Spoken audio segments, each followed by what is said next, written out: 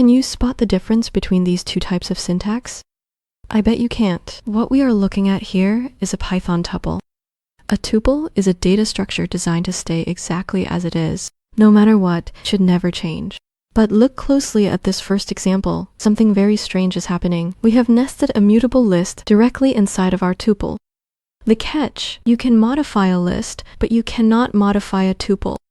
This second syntax is the professional standard. Here we have a tuple nested inside another tuple. In this setup, absolutely nothing can be altered or changed. Let's call this configuration 2. Now let's go back to the first one and try to force a new value in. We will target the items stored right here. We access position 1 and call the append method. Let's add feature C to the list.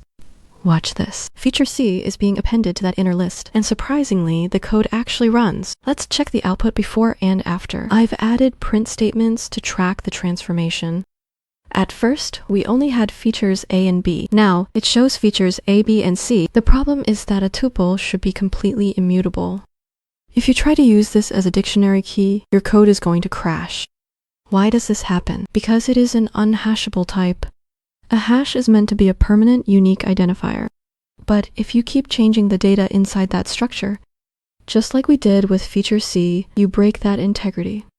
This is a massive issue because the hash changes, and your data lookups will fail every time. However, configuration 2 works perfectly as a dictionary key. When I run this, Python doesn't complain at all. This is a data structure that is truly constant. It is rock solid. Check out the output here. It successfully mapped the entire tuple as a valid key. In a job interview, using a list inside a tuple is a major red flag. Technically, you can do it, but you definitely shouldn't. It's bad practice. It fails as a dictionary key because it's just too unpredictable. But with a proper, pure tuple, it works every time. Avoid the list and tuple trap. Instead, use nested tuples to keep your data secure. Nested tuples are great, but lists inside tuples are a no-go. One last thing, you can still access individual items using the standard index syntax for both methods. Let's look at configuration 2.